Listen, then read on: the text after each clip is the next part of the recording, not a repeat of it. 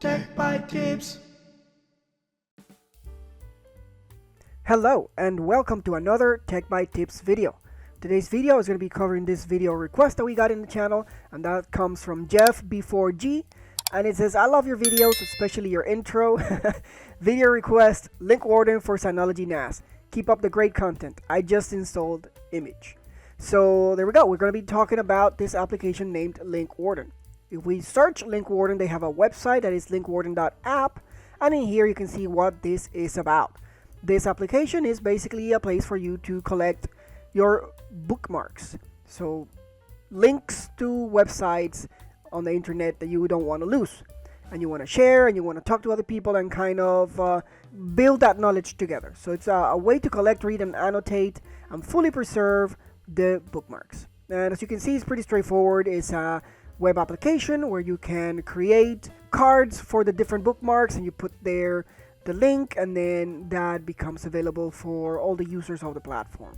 Pretty straightforward, pretty easy. You can see how it works in here. They have all of that information there. If you click on the top where it says star and then the GitHub icon, it takes you to this URL, which is the GitHub repository, and you can find it at github.com/linkwarden/linkwarden. And in here we can see more details about this application. It says it's a self-hosted collaborative bookmark manager to collect, read, annotate, and fully preserve all that matters to you in a single place. And it links back to the website. It says that this application has been released 63 times. It's currently in version 2.13.5, and it has 74 contributors. So a pretty good amount of people working on this application. And it's mainly written in TypeScript with a little bit of JavaScript in there. So pretty good. You can see here information about the application, for example, about the cloud, about the website, the features and the documents, and you can see a demo here. So if we click here on the demo, it takes us to this, and then we can log in and try it out if we want, but that's not necessary. I'm not going to be doing that right now. Why was this created? Well, it says that the objective is to organize useful web pages and articles because sometimes they can go away. So this application not only saves the link, but it also saves a copy of each web page as a screenshot and a PDF. So that makes sure that even if the website is taken down, you still have the content, kind of similar to like a time machine. So, but you host it yourself. And it says that it also provides a user-friendly reading and annotation experience that blends the simplicity of a read it later tool. So pretty straightforward. They needed to make sure that they can keep track of bookmarks, keep a backup of it in case it disappears, and share it with other people. Pretty much that sums it up. So now that we have this, then we can go ahead and deploy this application. If we go up here and we click on it on the docs, it's going to take us to this website. And in this website, we'll see a section that says self-hosting and then installation. And in here, it gives you basically the things that you need to deploy this application. I already have copied the Docker Compose file that they have here and made the changes for me and an environment variable example. But they basically said that all that you need is really this in the environment variable. So I just limited to this. I got rid of all the other stuff. It had a lot of extra stuff that I don't think is really necessary. So if you want to use all the other variables, feel free to use this one, download it, and then play with it. But I'm going to be using a very basic environments variable here, which basically has just the passwords that you need for the different sections of the application. There's going to be 3 containers, and the URL where the application is going to be exposed. That's if you're going to expose it publicly. In my case, it's going to be commented out. Alright, so for the folder structure, what do we need? First of all, I'm going to go into the projects here. I'm going to create a folder for Linkwarden, and this is where we're going to be storing the environment file, and it's going to be our Docker Compose file. So currently I put the environment file there, so make sure that you put that file in there. That file should look something like this. So let me open it and show it to you really quickly. So it'll be straight up those 4 lines that we saw. So if you're going to expose this publicly, then this will be the URL where you're going to be exposing it. So whatever your domain is, and then the port, and then the API v1 auth is necessary in there. So if you're exposing it, you're probably not going to be using 3000. If you're using a Synology NAS, you're going to probably be using port 443, so you get rid of that and make sure that this is HTTPS, and then make sure that it is being handled by the reverse proxy in the Synology NAS, right? You just want to highlight that out. This is only if you're using it locally, that's why it shows like that. Now the next thing that we need to do is we need to have a password for the next auth, which is one of the sections of the applications here. Another thing is for Meili, which is basically like a search engine built into a container. So you need a password for Meili, and you need Postgres, which is a database password. So in this case, I have this. Obviously, you're gonna make changes. So this is a secure, strong password for each one of these. But for the sake of the video, that's all I'm gonna have. So that's just everything that I wanted to highlight in there. So I'm not gonna save this. I'm gonna leave it like it is. And that's what we have there for the environment variable file. Next thing we need to do, we need to go into where we store our container data. We're going to create a folder here that is going to be Linkwarden, and in there we're going to have three folders. We're going to have a data folder. This is where the data for the application is going to reside. Then we're going to have a Meili search folder, which is where all the data for the Meili container is going to live, and then the Postgres, which is where all the database information is going to be. So one folder for each container, the database, Meili, and data.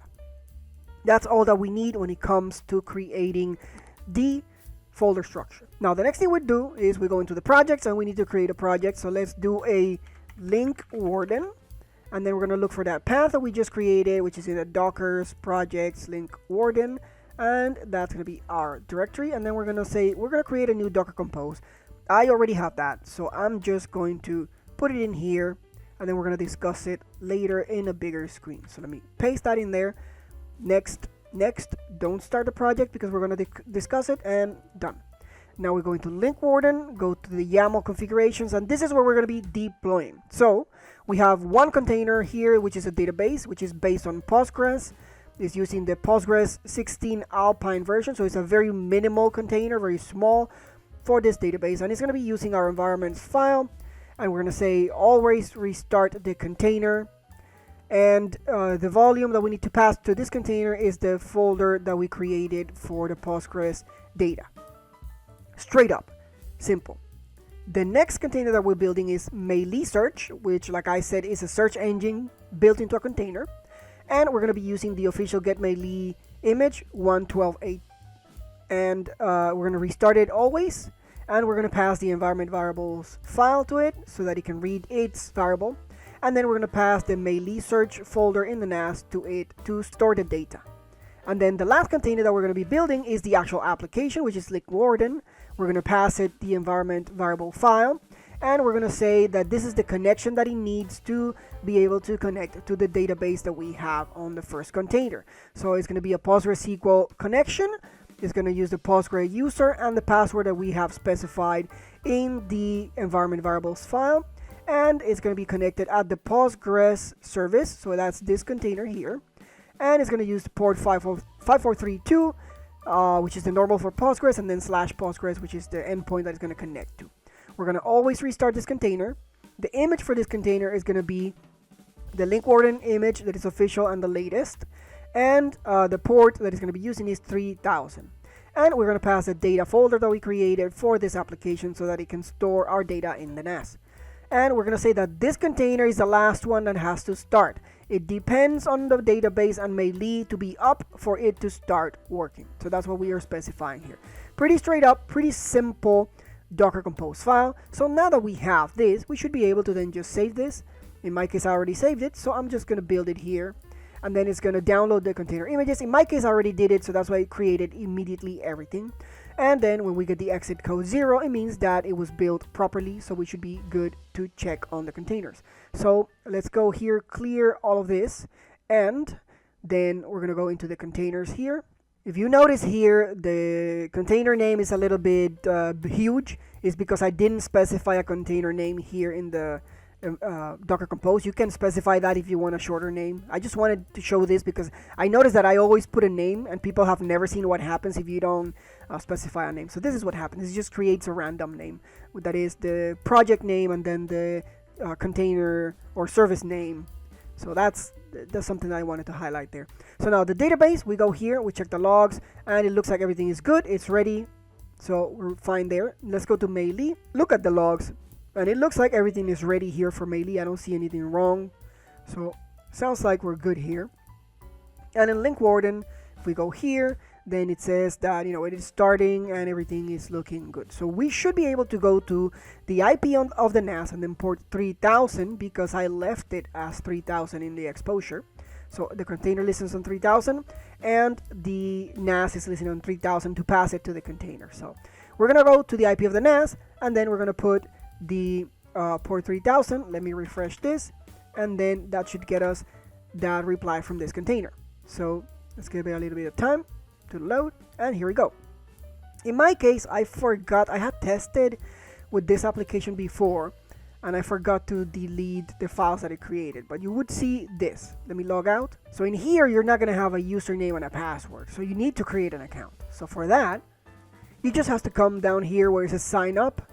So in here, basically, you put your display name and then a username and a password. For the sake of the video, I just put user and password, and then you click on sign up, and then that is gonna create your credentials. There was a flag there you didn't see, and then you can come here and say user and password, and that should log you in immediately. Now we get into the application, and the application is working for us. Now we can create links, bookmarks, add notes, and all of that. You can create collections, you can tag your stuff. So this application is actually very simple. You can say change the light or dark mode here. You can go into your details here in the settings, and you can change, for example, your profile photo. You can import data and export data. You can go into the preferences and manage other things. For example, how do you want to archive things? You can select, for example, if you want a screenshot, if you want a full web page, a PDF, something that is readable, or a snapshot from archive.org. You pick whatever you want to do here. And then you have an option here for the tags, the preservation rules by tags. I don't do anything with that. Then you can check this so that it checks whenever you're trying to add a new link. If it sees that you have already included that, then it stops you from doing that. So that's what this is for. And then when you click on the links, what it should do. So you can say open the original content, or show the link details, or open the PDF. How do you want it to react whenever you click on the card that represents that? Now here you can add RSS subscriptions if you want. I'm not going to touch this. And then access tokens can be used if you want to have like other application connect to Linkwarden, like kind of like an API. You can do that here. And then for password, you can change your password here. So that's basically all the things that you have for the account settings. So let's go back. And in here is where you would create a link. You can upload a file also, or create a new collection. So let's do a new link. And let's do https google.com, for example. And then we're going to say that this is going to be a new collection that is going to be search engines. And then since we don't have any values, whenever I type here, it gives me the option to create it. So I'm going to say create that. And then you have some options here if you want. You can put a name, and you can put some tags if you want. I'm not going to put a tag right now. You can put some description like powerful search engine, and then we can create the link. And when we click create link, you can see that it's going to create a card for that link. That's our bookmark here. So it took a screenshot of the website, as you can see here. So that's why we see that as a background. You have a few options here to see the content. So if you click on it, our default service configuration was to take me to the website. So that's why it took me in a new tab to the Google website. But you can have other options here. So you can see the web page, you can see an image, for example. So if you click on image, it takes you to the image that it took off the website when you added it.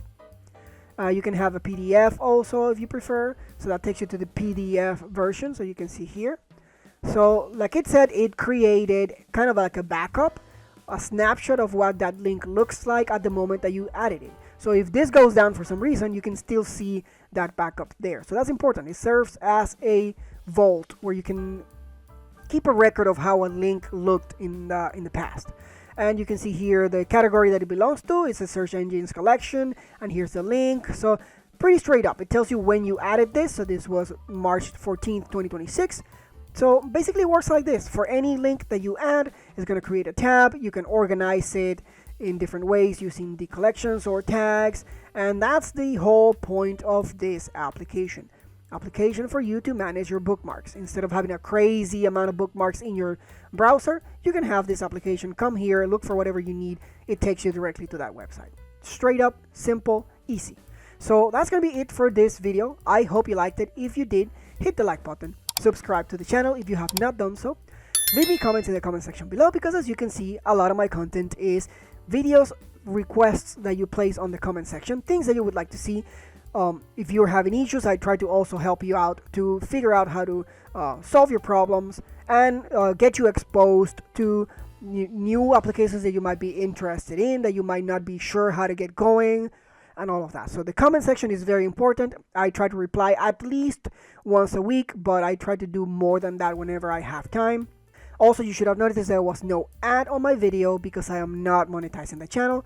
So that means that the effort that I put into making these videos, helping you out, creating this content that will be useful for you, actually gives me no return. If you want to support me and you like the content, there's a link in the description below where you can donate using PayPal, or there's also a Bitcoin wallet address if you prefer to do it that way. So that's going to be it for this one. I'll see you in the next one. Take care.